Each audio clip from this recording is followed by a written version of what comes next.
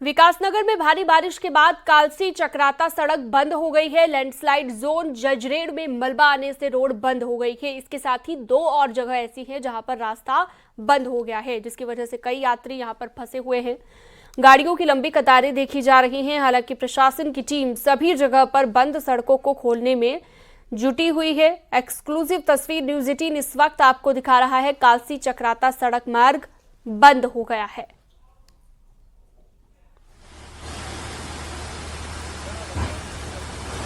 तो देख सकते हैं ये एक्सक्लूसिव तस्वीर आप। सड़क बंद होने की वजह से कई यात्री फंसे हुए हैं और पहाड़ में मौसम की मार लगातार जारी है, जिसके चलते लगातार पहाड़ियों से मलबा गिर रहा है और इसके चलते रास्ते बंद हो रहे हैं। कई जगह ऐसी हैं जहां पर पहाड़ी से मलबा आने की वजह से मार्ग बाधित हो गए हैं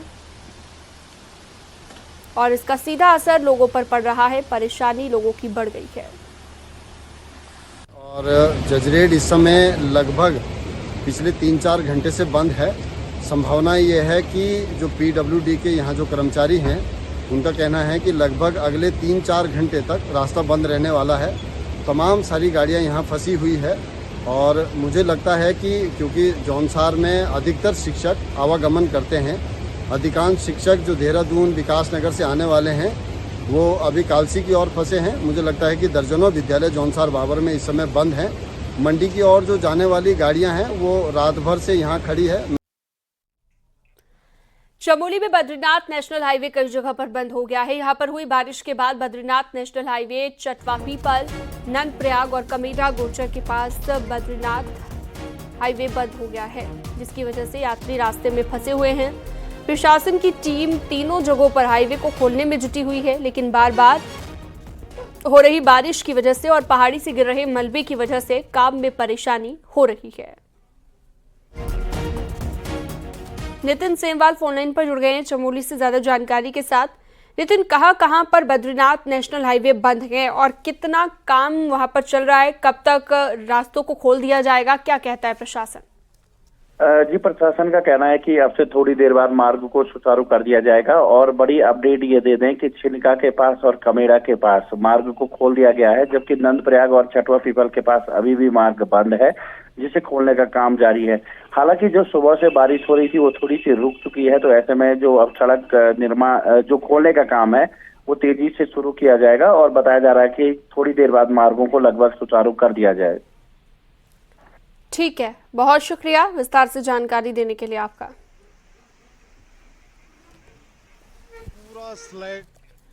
बद्रीनाथ हाईवे नरकोटा के पास भी बंद है, जिसकी वजह से यहां पर कई यात्री फंसे हुए हैं। कई घंटों से हाईवे बंद है और यात्री परेशान हैं। हालांकि JCB की मदद से सड़क को खोलने का काम जारी है, लेकिन बार बार हो रही बारिश की वजह से मलबे से टीम को भी काम करने में दिक्कत हो रही है।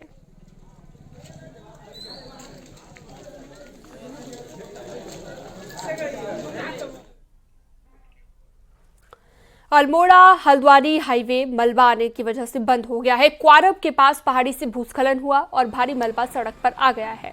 रोड बंद होने से हाईवे के दोनों तरफ लंबी कतारें यात्रियों की लग गई हैं और ऐसे में प्रशासन की टीम JCB की मदद से सड़क को खोलने के काम में जुटी हुई है।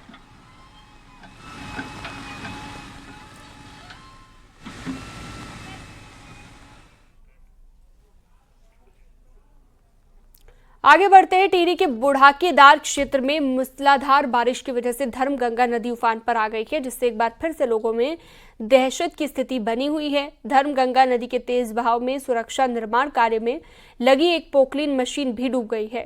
बुढ़ाकेदार पिंसवाड़ रोड को भी कई जगहों पर नुकसान पहुंचा है। नदी के तेज बहाव से कटाव भी हो रहा है। आपको बता दें 26 जुलाई को भी बुढ़ाकेदार क्षेत्र में बादल फटने की घटना से भारी तबाही हुई थी और नदी के उफान पर आने से खेत, पुलिया, रास्ते और रोड को नुकसान पहुंचा था और एक बार फिर से बारिश से नुकसान पहुंचा है। कल रात की मूसलाधार बारिश के कारण जो है अतिवृष्टि से जो है धर्मगंगा नदी उफान पर रही और बूढ़ा केदारनाथ में जो 26 जुलाई 2024 को जो आपदा आई थी उसमें सड़क जो बह गई थी उसका जो निर्माण कार्य पूर्ण हो गया था। एक दो जगहों पर जो है वो सड़क बह गई है और निर्माण कार्य में लगी हुई जो पोकलेन मशीन थी वो पोकलेन मशीन जो है पानी में जो है डूब गई है। आगे बढ़ते हैं और अगली खबर रुद्रप्रयाग से तेज बारिश एक बार फिर से मुसीबत बन गई है। बारिश के बाद बरसाती नाले उफान पर आ गए हैं। तस्वीरों में आप देख सकते हैं कि गधेरे में पानी कितना तेज हो गया है। कहीं बारिश की वजह से जगह जगह पर बिजली सप्लाई ठप हो गई है, जिसके साथ ही कई लिंक मार्ग भी बंद हो गए हैं।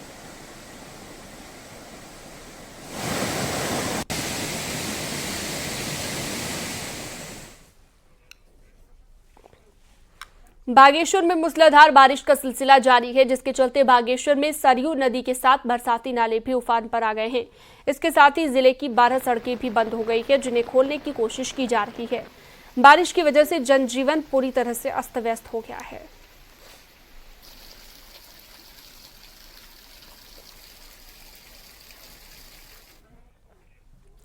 उत्तरकाशी में भी सुबह से ही बारिश लगातार जारी है, जिसके चलते जनजीवन पूरी तरह से प्रभावित हो गया है। वहीं गंगोत्री हाईवे पर जगह जगह पर जलभराव की स्थिति बनी हुई है। सुबह बारिश की वजह से स्कूली बच्चों को दिक्कतें हुई और वहीं पहाड़ में मौसम बदलने की वजह से ठंड महसूस की जा रही है।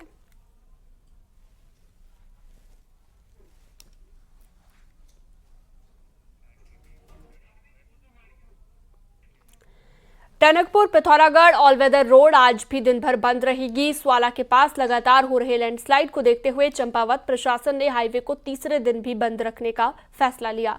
हाईवे बंद होने की वजह से चंपावत के साथ ही पिथौरागढ़ के लोगों को भी काफी दिक्कतों का सामना करना पड़ रहा है और 13 सितंबर के बाद बॉर्डर का ये इकलौता हाईवे 90% मौकों पर बंद ही रहा है। लंबे समय तक हाईवे नहीं खोल पाने के चलते नेशनल हाईवे पर भी कई सवाल खड़े होने लगे हैं। हाईवे बंद होने की वजह से बॉर्डर के दोनों जिलों में जरूरी चीजों का भी संकट खड़ा होने लगा है।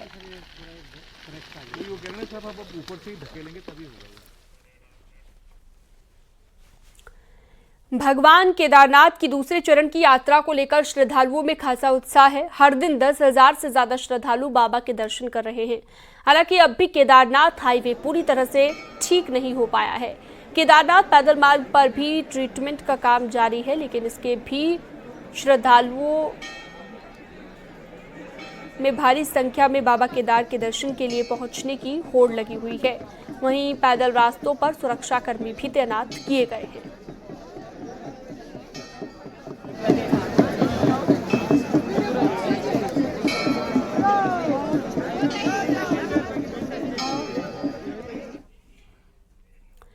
मुख्यमंत्री पुष्कर सिंह धामी आज झारखंड के दौरे पर रहेंगे, जहां पर जामताड़ा में मुख्यमंत्री धामी परिवर्तन सभा को संबोधित करेंगे।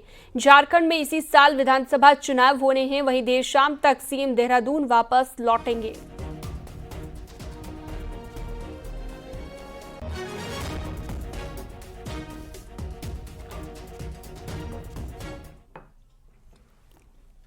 ज्योतिर्मठ में लगातार सुरक्षा संबंधित काम शुरू होंगे। सुरक्षात्मक काम के लिए पेयजल, सिंचाई और पीडब्ल्यूडी ने डीपीआर तैयार कर ली है और सभी डीपीआर को आईआईटी रुड़की को भेजा गया है, जो इस पर अपनी रिपोर्ट देगी, जिसके बाद ज्योतिर्मठ में सुरक्षात्मक कार्य होंगे।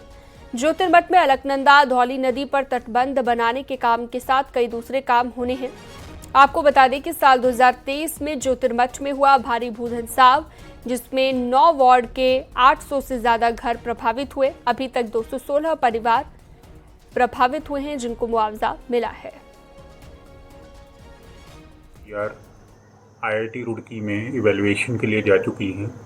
वहाँ की हाई टेक्निकल टीम जब उसको अप्रूव कर देगी या उसमें जो भी चेंजेस सजेस्ट करेगी, उसके बाद ही टेंडर इत्यादि की प्रक्रिया की जाएगी और जितने भी कार्य किए जाएंगे उसमें आगामी 25-30 वर्ष 50 वर्ष के जो जोशीमठ की आबादी बढ़ेगी, उसको ध्यान में रखते हुए किए जाएंगे। उत्तराखंड में मासूम बच्चों के साथ हो रहे यौन उत्पीड़न के मामले अब बढ़ने लगे हैं। बच्चों को सबसे ज्यादा खतरा अपनों से ही है। हम ऐसा क्यों कह रहे हैं, एक रिपोर्ट में आपको दिखाते हैं।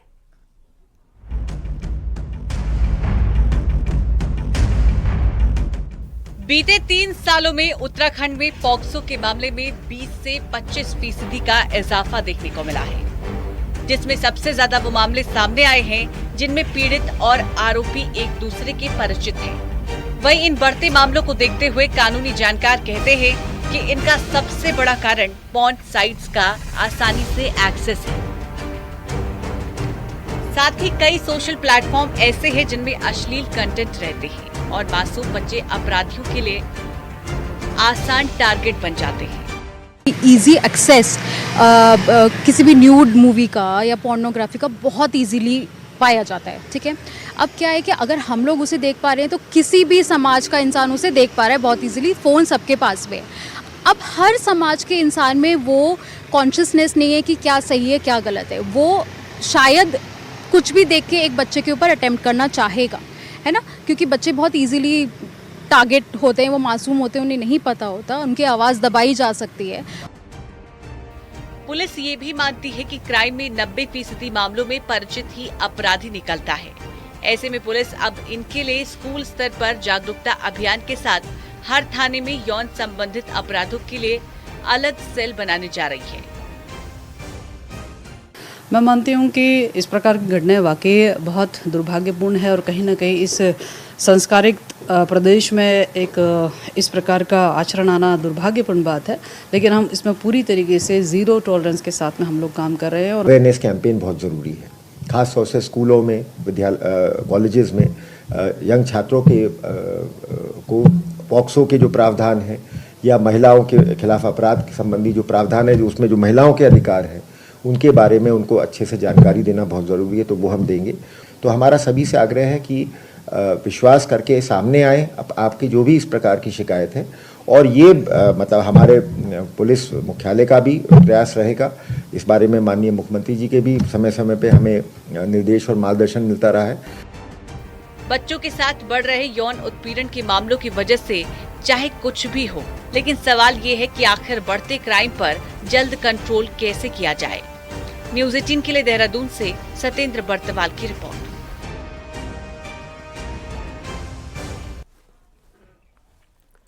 महिला से यौन शोषण का आरोपी मुकेश बोरा की गिरफ्तारी भले ही हो गई हो, लेकिन उसके काले कारनामों की फाइल अभी खुलनी बाकी है।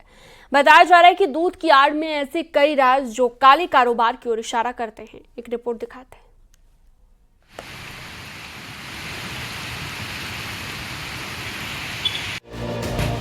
मुकेश बोरा पकड़ में जरूर आ चुका है, लेकिन अभी उसके काले कारनामों का खुलासा होना बाकी है। आरोप है कि कार्यकाल के दौरान उसने अपने चहेतों को ठेका बांट दिए, तो टेंडरों में भी जमकर खेल किया गया। दुग्ध संघ में जमकर भ्रष्टाचार का आरोप लगा, तो रजाई और कंबल की खरीद में घपले का आरोप है। इतना ही नहीं, हद तो तब हो गई जब लैब टेस्ट में फेल दूध ही लोगों को पिला दिए गए। आरोप है कि मेलामाइन मिले दूध के 10 लाख पैकेट के जरिए लोगों के स्वास्थ्य से भी मुकेश बोरा ने खिलवाड़ किया था।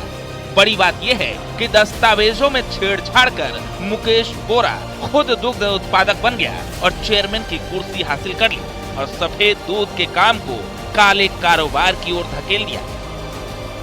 कि जो उत्तराखंड अधिप्राप्ति नियमावली है वो कहती है कि टेंडर प्रक्रिया के लिए आपको विधि और अधिप्राप्ति नियमावली का पालन करना होगा। इन्हें कोई भी पालन नहीं किया, मर्जी से टेंडर करे, अपने चहितों को दिए और औने पौने दांव में दिए, करोड़ों का घोटाला किया। तो सीधा सीधा इनका घोटाला है। दूसरा क्या है कि बाहर से जो दूध मंगाते हैं, सबसे बड़ी बात यह है इन्हें नीलकंठ डेयरी से 3 साल दूध मंगाया। ऐसा नहीं था कि मुकेश बोरा के कार्यकाल के दौरान हुई अनियमितता की जानकारी नहीं थी। आरटीआई के माध्यम से कई मामले सामने आते रहे, लेकिन अपनी ऊपरी पहुंच के चलते उसके कामों पर पर्दा पड़ा रहा। मामला हाईकोर्ट पहुंचा तो कमिश्नर कुमाऊं की जांच में कई आरोप सही पाए गए, जिसके बाद दीपा देवी दुग्ध उत्पादक के नाम पर तैयार दस्तावेजों का खुलासा हुआ और वही के कर्मचारी उमेश यादव ने अपना जुर्म कबूल कर लिया। हालांकि इसके बाद भी मुकेश बोरा पर कोई कार्रवाई नहीं हुई।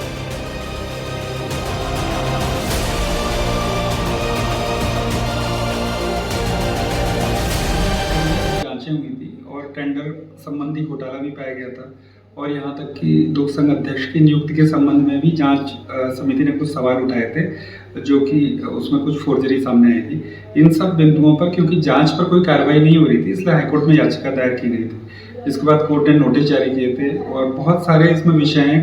ऐसा नहीं है कि सफेद दूध के कारोबार में सब कुछ व्हाइट है, इसमें कई काले कारनामे भी छिपे हुए हैं। लेकिन बड़ा सवाल यह है कि क्या दुग्ध संघ में उजागर हुए भ्रष्टाचार की कोई जांच होगी या कोई कार्रवाई होगी, ये अभी भविष्य के गर्त में है। वीरेंद्र बिष्ट, न्यूज़ 18, नैनीताल। बद्रीनाथ धाम में डॉक्टर वल्लभ शेट्टी अलकनंदा नदी में बह गए थे और अभी तक उनका कुछ भी पता नहीं चल पाया। अब इस बीच वल्लभ जोशी के नदी में बहने का एक वीडियो सामने आया है जो कि बेहद डरावना है। मलेशिया में रहने वाले भारतीय मूल के डॉक्टर वल्लभ जोशी अपने पिता के साथ बद्रीनाथ आए थे और इस दौरान बद्रीनाथ में उनके पिता का पैर फिसलने से वो नदी में डूबने लगे। पिता को बचाने के लिए वल्लभ जोशी भी नदी में कूद गए। अब डॉक्टर वल्लभ जोशी के पिता तो किनारे दीवार तक पहुंच गए, लेकिन खुद डॉक्टर वल्लभ जोशी नदी की तेज धारा की चपेट में आ गए और गहरे पानी की तरफ चले गए। उनकी तलाश के लिए आज भी बचाव दल ने सघन अभियान चलाया, लेकिन कोई पता अभी तक उनका नहीं चल पाया है। कल रात होने के बाद अभियान को फिलहाल रोका गया था और आज से फिर से अभियान चलाया जाएगा। आपको बता दें कि वल्लभ जोशी और उनके पिता मलेशिया के नामचीन डॉक्टर हैं।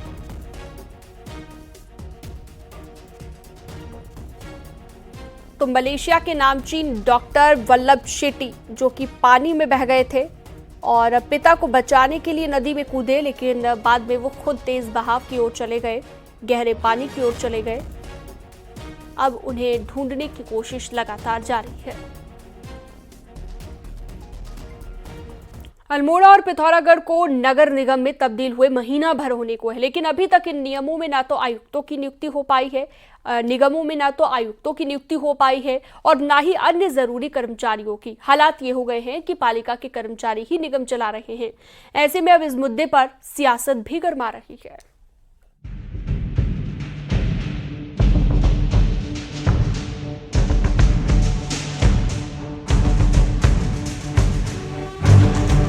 कुमाऊं की 2 पहाड़ी नगर पालिकाओं को निगम बने महीना होने को है, लेकिन ये निगम अभी भी नगर पालिका के कर्मचारियों के भरोसे ही चल रहे हैं। अल्मोड़ा हो या फिर पिथौरागढ़,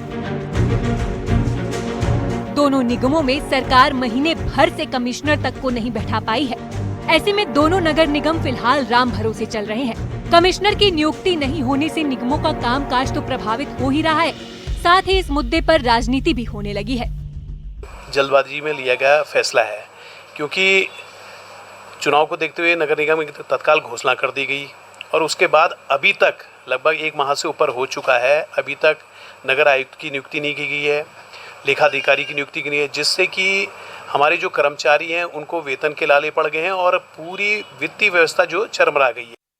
नहीं, अभी क्योंकि प्रशासनिक विषय जानकारी में आता है तो जिलाधिकारी सारी व्यवस्थाओं को देख रहे हैं और उप जिलाधिकारी इस दिशा में काम सौंपेंगे। लेकिन मैं अगर कोई दिक्कत आ रही है तो माननीय जिलाधिकारी से मैं बात करूंगा कि समाधान निकलना चाहिए। नगर निगमों में कमिश्नर के साथ ही 2 सहायक आयुक्तों की भी नियुक्ति होती है। यही नहीं, अर्थव्यवस्था के लिए वित्त अधिकारी की तैनाती भी की जाती है। इनके साथ ही हेल्थ ऑफिसर, ईई और जेई भी भारी संख्या में रखे जाते हैं, लेकिन इन दोनों निगमों में ऐसा कुछ भी नहीं हो पाया है। हालात ये हैं कि पहाड़ के दोनों नगर निगम महीने भर से प्रशासकों के हवाले हैं। पता चला कि वर्तमान में जो हमारी नगर पालिका अल्मोड़ा थी, इसको नगर निगम में कन्वर्ट कर दिया गया है। मेरी शासन में शहरी विकास के निदेशक से सचिव महोदय से वार्ता हो चुकी है और बहुत जल्दी ही नगर आयुक्त की नियुक्ति हो जाएगी। सरकार ने अल्मोड़ा और पिथौरागढ़ नगर पालिका को निगम बनाकर लोगों को एक तोहफा दिया है, लेकिन ये तोहफा तभी कारगर होगा जब यहाँ जरूरी स्टाफ की तैनाती होगी। अल्मोड़ा से किशन जोशी के साथ पिथौरागढ़ से विजयवर्धन उप्रेती की रिपोर्ट।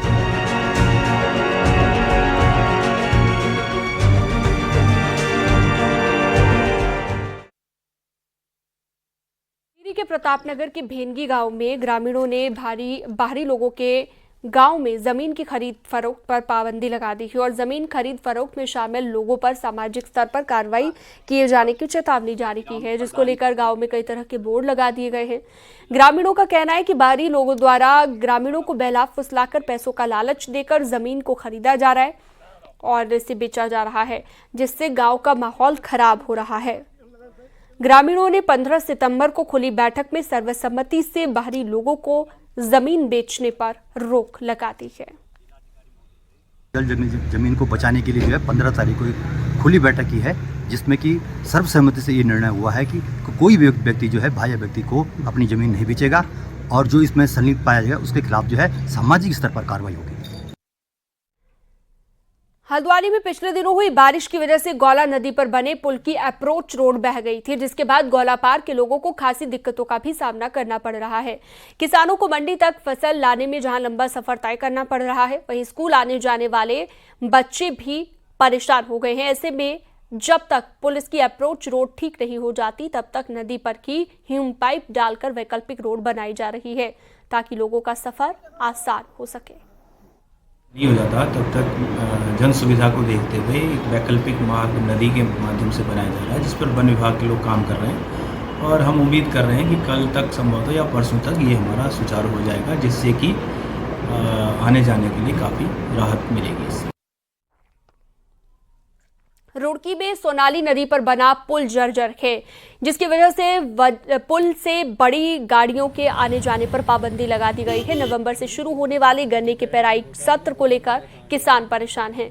क्यों पुल से बड़ी गाड़ियों की आवाजाही बंद है? ऐसे में किसानों का ये कहना है कि उन्हें आवाजाही में भारी दिक्कतें हो रही है। किसानों ने जल्द पुल को ठीक करने की मांग की है।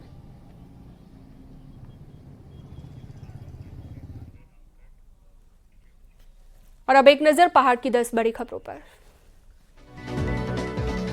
हरिद्वार में रानीपुर पुलिस ने अंतर्राज्यीय वाहन चोर गिरोह के 2 सदस्यों को पकड़ा। आरोपियों से पुलिस ने 8 बाइक और एक ई-रिक्शा बरामद किया।